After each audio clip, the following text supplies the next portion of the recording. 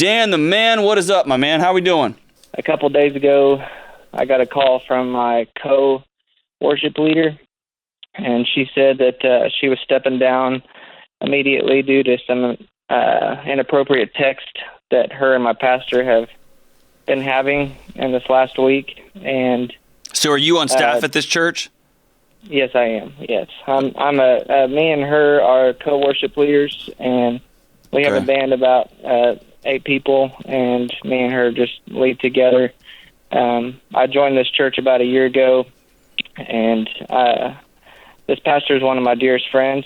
And so just to dive into that phone call a little bit, at the very first of the phone call, she wouldn't give me any details. She just said that she was stepping down because of some circumstances that had happened, and she would not tell me what was going on. She just kept saying that this would put me in a corner if I knew, but then she'd kind of give me some hints along the way. And I honestly, I'll be honest, I did pry quite a bit, and then I asked her if I swore to secrecy, if she would tell me. Oh, no, Dan. Yeah. Yeah. So you swore to secrecy, and then she threw a grenade at you, huh? Well, and she said she wouldn't tell me, and then all she would tell me is she said this had nothing to do with the band and nothing to do with the sound people, nothing to do with the church board, and she said that's all she would tell me as far as leadership would go. And she'd just give me these hints, and then I finally guessed it, and then she told me. Mm-hmm. And this pastor is actually one of my dearest friends. He's a mentor to me. He's given me marital advice before, and she just kept telling me that she felt like she had to fall on the sword for this one, and that she was only 25% to blame. But she said she had kind of toyed around a little bit to see if he was serious and test the waters, and she said that she wasn't proud of it, but this wasn't her first rodeo with doing this before. Sure. And so let's hold on. So I want to stop with her. Let's just put her. She's made this phone call. Now I want to talk about you. Mm-hmm. Okay. So for people who are not in the church world and people who are not on staff at a church, here's what I'm hearing really quick is the complexity here. Mm-hmm. You have a coworker who swore you to secrecy, but she really wanted you to pry and find out, which you pried and you found out. Mm-hmm. That she was being inappropriate with your boss, who happens to be the senior pastor, and your good friend, and a spiritual advisor to you, and a marriage advisor to you. And she chose to step down. And the one side of the story you have here is that it was mostly him, but I went fishing, and I've done this before, and I know how to do this, but it was mostly him. Mm-hmm. And so you are in 8 different rocks in a hard place. It feels like you're not, but it feels like it. Yes. And rock number 1 is I swore I wouldn't tell. Rock number 2 is I have a friend who, by any stretch of the imagination, friendship is about vulnerability, and friendship is about openness, and friendship is about accountability. Mm-hmm. And then number 3, how are you going to worship at a church where the boss is doing that? Right? I know. Yes, I'm sorry. This is heavy, but yes. No, it's very heavy, and I don't want to make light of it, but your path forward is relatively simple. Okay? So you'll hear me say this a lot on this show because it's our life. Mm-hmm. And it is not by your hand, but in your lap. Okay? So somebody just dropped something in your lap, and now you got to deal with it. Did you cause it? No.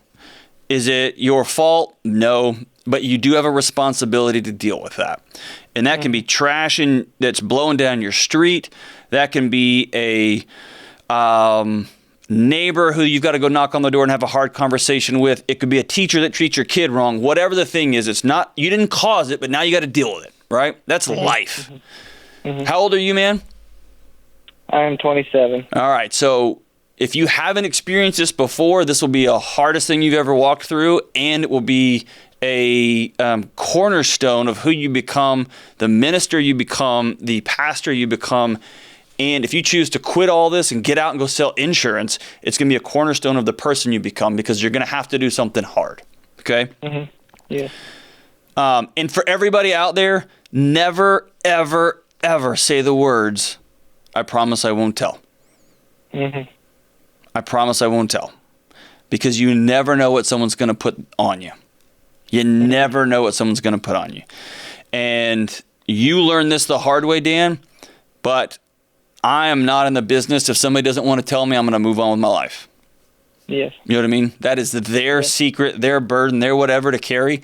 But the next time you'll know that if someone calls and says, hey, I have to emergency step down, there's some things that happen behind closed doors and I got to go. Then you will say, oh my gosh, I'll be thinking about you. We'll be praying for you. I wish you the best of luck. And if I can ever be of service, you know how to get a hold of me. And then you hang up and let them go. And then your next call is to the boss, right? Not to pry from that person. And you let the boss know that somebody said something uncouth is going on. But anyway, that's where we're at right now, right? So your path forward, and again, I feel like I'm doing this in the second call in a row here, to being pretty prescriptive, but you got to let her know that you shouldn't have pried, you did, and you can't keep that confidential, period. Okay. And the next thing you have to do is go directly to your friend in person and say, here's what's in my lap. Yep. And you got to do that. I agree. And that's honestly, I just needed the permission to do that because I know that, you know, Scripture says in Matthew to confront your neighbor if they are sinning and if this is true. And so I feel like I owe him the respect to do this. And just to let you know also, and I feel like this is important to share, but what's even more crazy is that my pastor and his wife in two different situations about a month ago privately with me let me know and they let me know to be aware of this other worship leader and that she's not happy in her marriage and that to not be alone in situations with her because she pries for attention and I'm a kind of guy that just loves to love people. And they said that, you know, it can be taken as flirtatious if someone wants attention. And what's crazy is my pastor even said, I just want you to be aware and I don't want you to ever be alone in situations with her just to protect your marriage because it could always be a he said, she said thing and I don't ever want to put you in that predicament. And that's why I'm so confused about this. And here's where this is really important.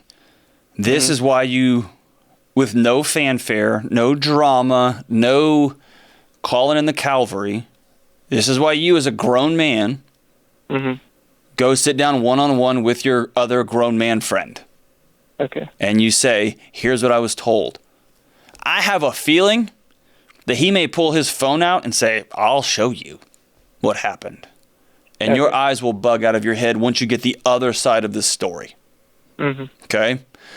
And reserve your judgments, reserve your grenades for him, reserve your disdain for him and the role of the church and partridge in a pear tree. Here's the thing. He may be a scumbag. He may have had one singular lapse in judgment. One. Yep. And he may have received a bunch of crazy text messages from somebody, immediately showed his wife, immediately gone to his bosses, right? The eldership or whatever leaders are at your particular denomination and said, whoa. And to which somebody stepped in and said, you need to resign right away to this other worship leader. She did. And now she's spinning story. You don't, all that to say is you don't know. Yeah. And so your job is to go sit down and say, here's what was told to me. And it's my job as your friend who loves you and who has invested in you and you've invested in me to put this out there and know that this is being said about you and that this is out there. And then let him speak. And here's the thing, Dan, you may not get resolution on this. That's what I'm worried about. Right? Sometimes your resolution is going to be, I did the right thing, and then the truth will find its way out. Sometimes the resolution on something is finding another side of a story, right? If you're great friends with him and he denies the whole thing, you may say, dude, show me your text right now. And he may pull your phone out right away, right? Or you may be able to say, dude, can you show me? And I've got friends in my life who would do that to me, by the way. Yeah. Right? And is your heart going to be beating fast? Yes. Is this going to be awkward? Yes. Is this going to be uncomfortable? Yes. But is this what you have to do? Yeah, it is. It is. If you get a sense that he's lying and shady and like skeptical and weird, then it's fair to put him on notice that I'm going to give this 7 days and then I'm going to go talk to my bosses there at the church. If I think you're not being honest with me, then I've got a responsibility to this entire group of people who attend this church, who work at this place, that they know what was dropped in my lap. But I think the right thing to do is to go to him directly first, right? Now, quick aside, and Dan, I'm not speaking to you, I'm speaking to anybody else listening to this.